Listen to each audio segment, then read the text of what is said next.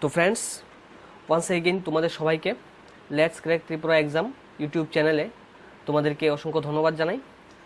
আজকে আমরা তোমাদের সামনে নিয়ে এসেছি এগ্রিকালচার অফ ইন্ডিয়া, ভারতবর্ষের যে কৃষি ব্যবস্থা, সেই কৃষি ব্যবস্থার উপরে খুবই গুরুত্বপূর্ণ একটি ক্লাস তোমাদের জন্য নিয়ে এসেছি। তোমরা প্রথম থেকে লাস্ট পর্যন্ত পুরোটি ক্লাস দেখার চেষ্টা করবে। যে কোনো কম্পিটিটিভ এক্সামের জন্য কিন্তু তোমাদের এই ক্লাসটা খুবই ইম্পর্টেন্ট হতে যাচ্ছে।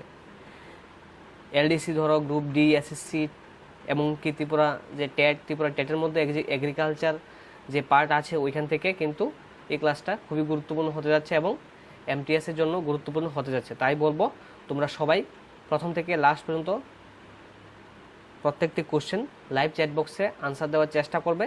যারা পরবর্তী সময়ে অফলাইনে দেখবে তোমরাও কমেন্ট বক্সে অবশ্যই জানাবে তোমরা কে কত পেয়েছো। তো ফ্রেন্ডস, 30 কোশ্চেন তোমাদের জন্য নিয়ে এসেছি। তোমরা উইথ ফুল কনসেন্ট্রেশন পুরোটা ক্লাস করার চেষ্টা করবে। বন্ধুরা, আমরা আমাদের চ্যানেলে কিন্তু অনেকগুলি ক্লাস করে দিয়েছি। যারা আগের ক্লাসগুলি দেখোনি অবশ্যই আমাদের চ্যানেলের প্লেলিস্টে গিয়ে ওই সমস্ত ক্লাস তোমরা দেখে নেবে এবং অবশ্যই আমাদের চ্যানেলকে সাবস্ক্রাইব করে দেবে, সঙ্গে দেওয়া বেল আইকনও ক্লিক করে দেবে। ক্লাস ভালো লাগলে অবশ্যই লাইক করবে এবং ফ্রেন্ডসদের সাথে শেয়ার করে দাও, যাতে আমাদের যে লাইভ যে পার্টিসিপেশন ওটা যাতে আরও বাড়ে। তোমরা তোমাদের ফ্রেন্ডসদের সাথে শেয়ার করে দাও। তাছাড়া ফ্রেন্ডস, তোমরা জানো যে আমরা টেলিগ্রাম চ্যানেলের মাধ্যমে তোমাদের সাথে আমাদের প্রত্যেকটি ক্লাসের পিডিএফ শেয়ার করে থাকি। তো তোমরা যারা এখনও টেলিগ্রামে জয়েন হওনি, তোমরা তাড়াতাড়ি টেলিগ্রামে জয়েন হয়ে নাও। ফ্রেন্ডস, আজকের প্রথম কোশ্চেন তোমাদের সামনে। কোশ্চেনটা পড়ো, তারপর আনসার করে দাও লাইভ চ্যাট বক্সে। The wool from sheep is use to make cloth. কাপড় তৈরি করার জন্য ভেড়া থেকে আমরা পশম পেয়ে থাকি।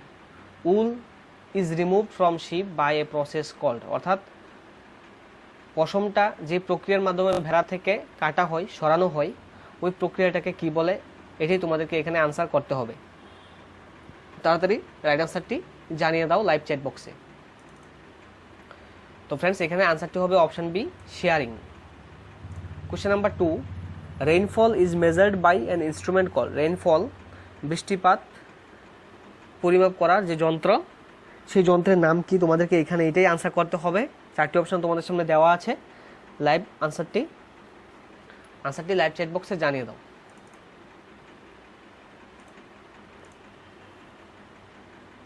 তো ফ্রেন্ডস, অপশন ডি হবে এখানে রাইট আনসার। রেইন গজের দ্বারা কি করা হয়? বৃষ্টিপাত পরিমাপ করা হয়। Question number 2, right answer is option D, rainfall অর্থাৎ বৃষ্টিপাত পরিমাপ করার যন্ত্রের নাম কি? Rain gauge. Question number 3, the type of soil best suited for making pots, toys and statue. Pot, খেলনা, হাড়ি, মাটির কলসি, মাটির খেলনা, মাটির মূর্তি যে তৈরি করা হয় আমরা জানি, আমরা দেখতে পাই। তো সেই সমস্ত মূর্তি বা মাটির কলস, মাটির পুতুল, খেলনা ইত্যাদি তৈরি করার জন্য কোন মাটিটা সবচেয়ে বেশি সুইটেবল মাটি কোনটা? Sandy soil, loamy soil, clay soil and top soil. Right আনসারটি কি? তো ফ্রেন্ডস, অপশন সি হবে এখানে right answer, clay soil. Question number 4, which is the best method to prevent soil erosion. মাটির ক্ষয় রোধ করার বেস্ট পদ্ধতি কোনটা? কি হবে রাইট আনসার? এফরেস্টেশন, বনায়ন অর্থাৎ বন সৃজন করা, গাছ লাগানো। Question number 5, jute cultivation in India is concentrated in the delta area of which of the following rivers? কোন নদীর বদ্বীপ অঞ্চলে পাট চাষ সবচেয়ে ভালো হয়? গঙ্গা, মহানদী, ব্রহ্মপুত্র, গোদাবরী। 4টি নদীর নাম দেওয়া আছে। রাইট আনসারটি কি হবে? Question number 5, right answer Ganga নদীর তীরবর্তী এলাকাতে কিন্তু জুট কাল্টিভেশনটা ভালো হয়। Question number 6, which of the following is the largest irrigation canal in India. Largest irrigation canal অর্থাৎ বৃহত্তম সেচ খাল কোনটি? বৃহত্তম সেচ খাল কোনটি ভারতবর্ষের মধ্যে? ভারতবর্ষের বৃহত্তম সেচ খাল কোনটি? কি হবে? ইন্দিরা গান্ধী ক্যানেল। অপশন সি হবে এখানে রাইট আনসার। তোমরা খুব ভালো আনসার করছো, খুব ভালো পার্টিসিপেশন করছো। ইয়েস ফ্রেন্ডস, অসংখ্য ধন্যবাদ তোমাদেরকে। এবং ফ্রেন্ডস, আমাদের এই ক্লাস থেকে তোমরা অবশ্যই হেল্পফুল হবে। যদি তোমরা হেল্পফুল হয়ে থাকো অবশ্যই তোমরা লাইক করে দেবে আমাদের ক্লাসটিকে। তো এখানে কোশ্চেন নাম্বার 7 বলছে, what is slash and burn agriculture. Slash and burn agriculture বলা হয় কোন মেথডটাকে? সুগার কেন কাল্টিভেশনকে বলা হয়, নাকি প্রসেস অফ ডিফরেস্টেশন, নাকি বন ধ্বংস করাকে বলা হয় স্ল্যাশ অ্যান্ড বার্ন, নাকি এগ্রিকালচার উইদাউট ইরিগেশন, নাকি সেচ ব্যবস্থা ছাড়া যে এগ্রিকালচারটা করা হয়, যে চাষ করা হয় ওইটাকে বলা হয়, নাকি জুম কাল্টিভেশনকে বলা হয়? তো ফ্রেন্ডস অবশ্যই এখানে তোমরা যারা অপশান ডি করবে, এখানে অপশান ডি হবে রাইট আনসার। জুম কাল্টিভেশনকে বলা হয় slash and burn agriculture. Question number 8, rotation of crops means, অর্থাৎ ফসলের যে আবর্তন, ফসলের আবর্তন মানে কি? ফসলের আবর্তন বলতে কি বোঝানো হয়েছে?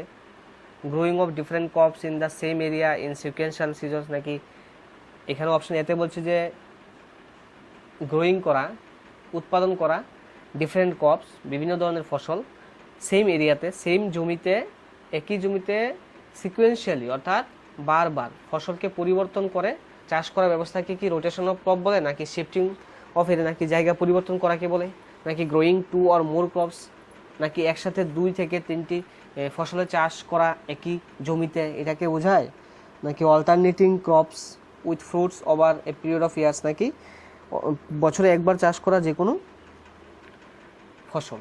ঠিক আছে, তো এখানে কি হবে রাইট আনসারটি জানিয়ে দাও যে রোটেশন অফ ক্রপসের মিনস কি হবে? গ্রোয়িং অফ ডিফারেন্ট ক্রপ, অর্থাৎ বিভিন্ন ধরনের ফসল চাষ করা একই জমিতে কি করে সিকুয়েন্সিয়াল সিজন, অর্থাৎ সিজন ওয়াইজ, সিজন এই সিজনে ধান করলাম, অন্য সিজনে গম করলাম, আরেকটি সিজনে কি করলাম আখ করলাম, অর্থাৎ এইভাবে চেঞ্জ করা, জমিতে বারবার একই ফসল চাষ না করা, একই জমি থাকুক বাট ওইখানে কি করা বিভিন্ন সময়ে বিভিন্ন ধরনের ফসল উৎপাদন করার যে পদ্ধতি ওইটাকে বলা হয় rotation of crops. Question number 9, which is the largest cotton growing state? Largest cotton growing তুলা চাষকারী বৃহত্তম রাজ্য কোনটি? কোন রাজ্যের মধ্যে সবচেয়ে বেশি তুলা চাষ হয়?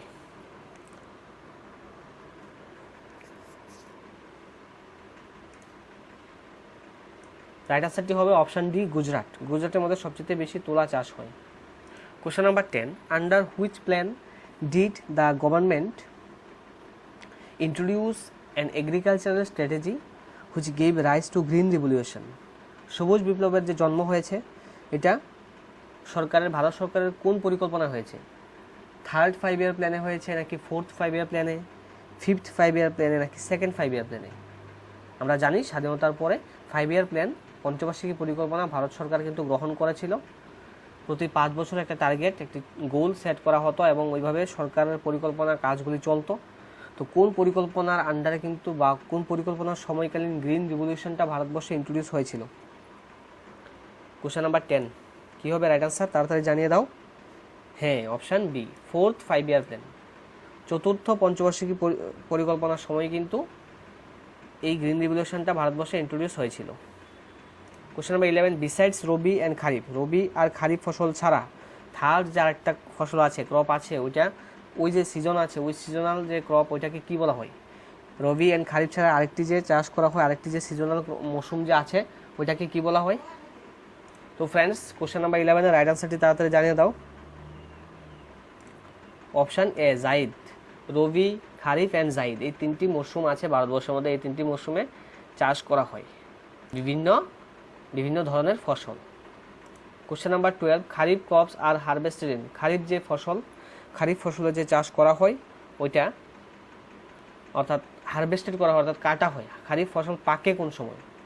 এখানে কাটার কথা বলেছে, যখন পাকে ওই সময় তো কেটে নেওয়া হয়, তো ম্যাচিউরড কোন সময় হয়? খারিফ আর হারভেস্টেড ইন কোন মাসে খারিফ ফসলকে তোলা হয়? Okay, question number 12 right answer is option B, October নভেম্বরে খারিফ ফসল কাটা হয়। Question number 13, which of the following crops would be preferred for sowing in order to enrich the soil with nitrogen? অর্থাৎ মাটির মধ্যে নাইট্রোজেনের পরিমাণ বৃদ্ধি করার জন্য, মাটির মধ্যে নাইট্রোজেনের পরিমাণ বৃদ্ধি করার জন্য কোন ফসলটার চাষ করা হয়? হোয়েট, মাস্টার্ড, সানফ্লাওয়ার নাকি গ্রাম? নিচের কোন ফসলটার চাষ করা হয় মাটিতে নাইট্রোজেনের পরিমাণ এনরিচ করার জন্য, বৃদ্ধি করার জন্য? কি হবে রাইট আনসার? অপশান ডি, গ্রামের চাষ করা হয়। Question number 14, for which of the following is black soil not very suitable? অর্থাৎ ব্ল্যাক সয়েলটা সুইটেবল না কোন চাষের জন্য? কোন চাষের জন্য? কটন, হোয়েট, গ্রাউন্ডনাট, পটাটো, 4টি অপশান দেওয়া আছে। এখান থেকে ব্ল্যাক সয়েলটা সুইটেবল নয় কোন চাষের জন্য? রাইট আনসার কী হবে?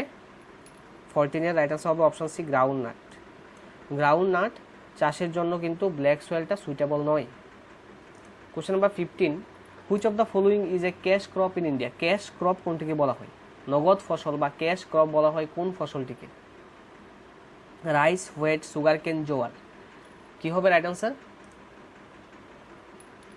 Question number 15 right answer is option C, sugarcane. আখ চাষকে বলা হয় cash crop in India. Question number 16, which of the following is grown mainly on mountain slopes? পাহাড়ের ঢালুতে কোনটার চাষ বেশি করা হয়? এখানে তোমরা সবাই পারবে আশা করি, খুবই ইম্পর্টেন্ট এবং ইজি কোশ্চেন তোমাদের জন্য। গতদিনের যে ক্লাসটা করেছিলাম তোমাদের জন্য দিল্লি সুলতানি যুগ, ওইটা তোমাদের জন্য খুব বেশি কঠিন হয়ে গিয়েছিল, তোমরা বলেছিলে অনেকেই পরবর্তী সময়ে এবং ক্লাস চলাকালীনও বলেছিলে। তাই আজকের ক্লাসটা এতটা কঠিন করার চেষ্টা করিনি, মোটামুটি রেখেছি। দেখা যাক আজকে কে কত পাও। চাইবো ভালো আজকে স্কোর করতে পারবে তোমরা। গতদিনও করেছো ভালো স্কোর, কঠিন হওয়া সত্ত্বেও কিন্তু অনেকে ভালো রেজাল্ট করেছো। তো তোমরা অবশ্যই এক্সামে ক্র্যাক করতে পারবে যারা কঠিন কোশ্চেনেও ভালো রেজাল্ট করতে পারছো। অবশ্যই চাইবো প্রত্যেকটা টপিক তোমাদের সামনে প্রতিনিয়ত নিয়ে আসতে এবং সহজ এবং কঠিনের মিশ্রণ নিয়ে আসতে চেষ্টা করব। তোমরা আমাদের সাথে আছো এবং আমরাও প্রত্যেক দিন কিছু না কিছু তোমাদেরকে নতুন দেওয়ার চেষ্টায় আছি। এভাবে তোমাদের সাপোর্ট পেলে অবশ্যই আমরা কন্টিনিউ তোমাদের সাথে শিখতে পারবো অনেক কিছু। কোশ্চেন নাম্বার 16 রাইট আনসার হবে অপশন বি, টি। চা চাষ করা হয় পাহাড়ের ঢালু অঞ্চলে। Question number 17, which of the following sets of conditions is necessary for a good cultivation of wheat? গম চাষের জন্য সবচেয়ে সুইটেবল যে শর্ত এখানে কোনটা রাখা হয়েছে? এখানে খুঁজে বের করতে হবে যে গম চাষের জন্য কোনটা সবচেয়ে সুইটেবল। লো টেম্পারেচার, লো রেইনফল, অর্থাৎ এখানে বলছে গম চাষের জন্য লো টেম্পারেচার হলে চলবে, লো রেইনফল হলেও চলবে, এখানে বলছে অপশন এতে। বিতে কি বলছে? বিতে বলছে high temperature and moderate rainfall, অর্থাৎ বেশি তাপমাত্রা মাঝারি বৃষ্টিপাত।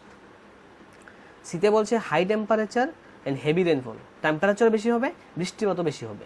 অ্যান্ড অপশন ডিতে বলছে moderate temperature and moderate rainfall, অর্থাৎ মাঝারি ধরনের টেম্পারেচার থাকবে এবং মাঝারি ধরনের বৃষ্টিপাতও হবে। কী হবে রাইট আনসার? তাড়াতাড়ি তোমরা লাইভ চ্যাট বক্সে জানিয়ে দাও। অনেকে তোমরা রাইট আনসার করছো, ভেরি গুড অল। ফ্রেন্ডস, আমাদের ক্লাস যদি তোমাদের হেল্পফুল মনে হয়, যদি মনে হয় যে আমাদের ক্লাসগুলি তোমরা উপকৃত হচ্ছ আমাদের ক্লাস থেকে, অবশ্যই তোমরা আমাদের ক্লাসকে লাইক করবে, বন্ধুদের সাথে শেয়ার করবে। তোমাদের সাপোর্ট না পেলে তো আমরা কন্টিনিউ করতে পারি না, তোমাদের সাপোর্ট আমাদের দরকার আছে। তো ফ্রেন্ডস, অবশ্যই যারা নতুন আসছো তোমাদেরকে রিকোয়েস্ট করবো তোমরা আমাদের চ্যানেলকে অবশ্যই সাবস্ক্রাইব করে নেবে, বিকজ আমরা আমাদের চ্যানেলের মধ্যে জেআরবিটি টিআরবিটি ফুল ডেডিকেশনের সঙ্গে ক্লাসগুলি করার চেষ্টা করছি প্রতিনিয়ত, প্রত্যেকদিন 2টি ক্লাস দিচ্ছি। অবশ্যই তোমাদের সাপোর্ট যদি আমরা বেশি পাই তাহলে আমাদের ক্লাসের সংখ্যা আমরা ইনক্রিজ করব। তো ফ্রেন্ডস, অবশ্যই এই কথাটা খেয়াল রাখবে যে হ্যাঁ, সাবস্ক্রাইব করবে এবং সঙ্গে তো বেল আইকনও ক্লিক করে নেবে। এখানে রাইট আনসারটি হবে option D, moderate temperature and moderate rainfall, অর্থাৎ মাঝারি ধরনের টেম্পারেচার থাকবে, মাঝারি বৃষ্টিপাতও দরকার আছে গম চাষের জন্য। Question number 18, among the following states which one has the most suitable climate condition for the cultivation of a large variety of orchid? Orchid চাষের জন্য কোন স্টেট সবচেয়ে ভালো সুইটেবল কন্ডিশন আছে, সুইটেবল ক্লাইমেটিক কন্ডিশন আছে, জলবায়ুর বা আবহাওয়ার যে পরিস্থিতি ওইটা অর্কিড চাষের জন্য খুবই ভালো এবং প্রোডাকশন খুব ভালো হয় ওই স্টেটের মধ্যে, এবং এখান থেকে এক্সপোর্টও করা যায়, খুব সহজে এক্সপোর্ট করা যাবে। কোন স্টেটের মধ্যে সবচাইতে ভালো, কোন স্টেট এখানে সবচাইতে বেশি সুইটেবল থাকে কিসের জন্য? অর্কিড চাষের জন্য। ঠিক আছে, অর্কিড একটা ফুল, খুবই সুন্দর এবং কস্টলি এবং খুব কম পাওয়া যায়। তো ফ্রেন্ডস, কী হবে রাইট আনসারটি? কোশ্চেন নাম্বার 18, অর্কিড চাষের জন্য সবচেয়ে সুইটেবল যে ক্লাইমেটিক কন্ডিশন কোন স্টেটে আছে? কোশ্চেন নাম্বার 18 রাইট আনসার হবে অপশান এ, অরুণাচল প্রদেশ। অরুণাচল প্রদেশের মধ্যে সবচেয়ে সুইটেবল কন্ডিশন আছে অর্কিড চাষের জন্য। তো ফ্রেন্ডস, আমরা গতদিন একটি কমেন্ট পেয়েছি, এই কমেন্টে মেনশন করা হয়েছিল যে ক্লাস খুবই স্লোতে আমরা করে থাকি তোমাদের সামনে। তো তোমরা একজন করেছো, বাট তবু আমি একজনের কমেন্টকেও গুরুত্ব দিয়েই থাকি সবসময়, তোমরা জেনে থাকো। তো তোমাদের সাথে এই জিনিসটা শেয়ার করছি যে আমাদের ক্লাস কি আরও স্পিডে করা দরকার নাকি যে গতিতে আছে ঠিক আছে তোমাদের জন্য। তোমরা যারা লাইভ চ্যাট বক্সে আছো অ্যাটলিস্ট তোমরা আমাদেরকে জানাও যে ক্লাস কি গতি ঠিক আছে নাকি গতি বাড়াতে হবে নাকি কমাতে হবে, এটাও বলবে। একজন বলেছে খুবই স্লো হয়েছে ক্লাস এবং ওর নাকি ঘুম এসে গেছে। তো অবশ্যই এই জিনিসটা আমরা তোমাদের সাথে শেয়ার করছি যে বলে দেবে আমাদেরকে, অবশ্যই লাইভ চ্যাট বক্সে জানাবে যে হ্যাঁ আমাদের ক্লাসের গতি ঠিক আছে নাকি ঠিক নেই, একেবারে স্লো হচ্ছে নাকি ঠিক আছে, তোমাদের জন্য অবশ্যই জানাবে। Question number 19, the government has undertaken grading and standardisation of various agricultural products through the, অর্থাৎ সরকার যে বিভিন্ন কৃষি পণ্যের মাধ্যমে যে গ্রেডিং করা হয়, যে মানসম্মতকরণের কাজ হাতে নিয়েছে, এটা কোন ডিপার্টমেন্টের দ্বারা, কোন সংস্থা এটা করে, যে ওই ফসলটাকে গ্রেড দেওয়া, কোন ফসলটা কোন স্টেজে আছে, অর্থাৎ কতটুকু তার ক্রেডিবিলিটি, কতটুকু তার চাহিদা ভারতবর্ষের মধ্যে আছে, ওইটা গভর্নমেন্ট দেয়, গ্রেডিং দেয় ওই ফসলের উপরে। তো এই যে গ্রেডিং দেয়, এটা কোন সংস্থা এই কাজটা হাতে নিয়েছে, ওই ফসলগুলিকে যে কৃষি পণ্যগুলো আছে ওই পণ্যের উপরে গ্রেডিং দেওয়াটা। কোশ্চেন নাম্বার 19, তোমাদের রাইট আনসারটি কী হবে? Yes, option C, directorate of marketing and inspection.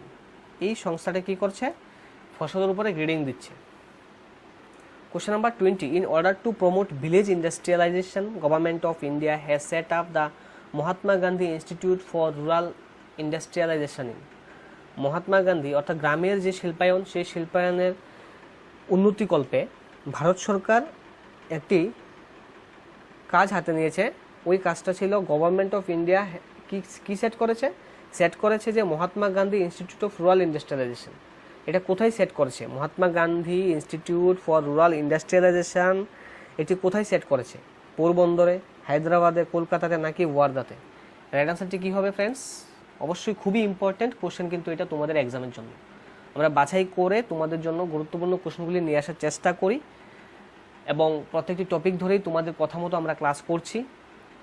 তো ফ্রেন্ডস, তোমাদের সাজেশন অনেকটাই আমরা ফলো করে চলার চেষ্টাও করছি এবং তোমরাও লাইক করছো, আমাদের ক্লাসগুলিকে পছন্দ করছো, তাই আমরা করছি কন্টিনিউ। তো এখানে রাইট আনসার হবে Wardha. Question number 20, right answer is option D. 21 বলছে the impact of the green revolution was felt most the production of. Green রিভলিউশনের ইম্প্যাক্ট সবচেয়ে বেশি কোনটার প্রোডাকশনে পড়েছে? এখানে ওয়েট আছে, ওয়েল সিডস আছে, রাইস আছে, পালসেস আছে। রাইট আনসারটি কী হবে তাড়াতাড়ি জানিয়ে দাও। গ্রিন রিভলিউশনের পরে কোন ফসলের উৎপাদন সবচেয়ে বেশি ভারতবর্ষে হচ্ছে? ইম্প্যাক্ট বেশি পড়েছে কোনটার উপরে? ইয়েস, অপশান এ হবে, ওয়েট। গম চাষের উপর সবচেয়ে বেশি ইম্প্যাক্ট পড়েছে। Question number 22, the blue revolution is related to. Blue revolution কিসের সাথে সম্পর্কিত? মিল্ক প্রোডাকশনের সাথে, ওয়েল সিড প্রোডাকশনের সাথে, ফুড গ্রেন প্রোডাকশনের সাথে নাকি ফিশ প্রোডাকশনের সাথে? তো ফ্রেন্ডস, তোমরা সবাই পারবে, এটা খুবই ইজি কোশ্চেন তোমাদের জন্য। ফিশ প্রোডাকশনের সাথে সম্পর্কিত হচ্ছে blue revolution. Question number 23, the head office of the national bank for agricultural and rural development located. NABARD, তোমরা সবাই নাম শুনেছো নাবার্ডের। নাবার্ডের মাধ্যমে কৃষিক্ষেত্রে লোন দেওয়া হয়, কৃষিক্ষেত্রে কৃষকদেরকে বিভিন্নভাবে সাহায্য করা হয়। সেই নাবার্ড কোথায় অবস্থিত? নাবার্ডের মেইন হেড অফিসটি কোথায় অবস্থিত? লখনৌ, মুম্বাই, নিউ দিল্লি, হায়দ্রাবাদ। নাবার্ডের হেড অফিসটি যদি বলি কোথায় অবস্থিত? কোশ্চেন নাম্বার 23, রাইট আনসার কি হবে? অপশন বি, মুম্বাইতে অবস্থিত নাবার্ডের হেড অফিসটি। Question number 24, where is the central food technological research institute situated? Central food technological research ইনস্টিটিউটটি কোথায় অবস্থিত? লখনৌ, মাইসোর, কার্নাল, ব্যাঙ্গালোর। রাইট আনসারটি কী হবে? তোমরা সবাই পারবে আশা করি, খুবই ইম্পর্টেন্ট এবং ইজি কোশ্চেন তোমাদের জন্য। তো ফ্রেন্ডস, এখানে কোশ্চেন নাম্বার 24-এর আনসারটি হবে মাইসোর। মাইসোরে অবস্থিত সেন্ট্রাল ফুড টেকনোলজিক্যাল রিসার্চ ইনস্টিটিউটটি। কোশ্চেন নাম্বার 25, নাবার্ড যখন এস্টাবলিশ হয়েছিল, ভারত সরকারের কোন প্ল্যান চলছিল ওই সময়? 4th 5-year প্ল্যান চলছিল নাকি 5th নাকি 6th নাকি 8? কোন নাবার্ড যখন এস্টাবলিশ হয়েছিল তখন কোন 5-year প্ল্যান চলছিল? তোমাদেরকে এটাই অ্যান্সার করতে হবে। Question number 25, right answer is option C, 6th 5 year plan চলছিল যখন নাবার্ড এস্টাবলিশ হয়েছিল ভারতবর্ষের মধ্যে। Question number 26, an objective of the Natural Food Security Mission is to increase the production of certain crops which are national যে food security mission, সেই national food security মিশনে একটা objective ছিল। সেই অবজেক্টিভটা কি ছিল? এখানে এটাই আনসার করতে হবে যে কোন ফসলের উৎপাদন বৃদ্ধি করার উপরে জোর দেওয়া হয়েছে ন্যাশনাল ফুড সিকিউরিটি যে মিশন, সেই মিশনের ফলে, সেই মিশনের দ্বারা, সেই মিশন যখন এসেছে, সেই মিশনের দ্বারা মিশনের মেইন যে অবজেক্টিভ সেটা কি ছিল? কোন ফসলের উৎপাদন বৃদ্ধি করা তাদের উদ্দেশ্য ছিল?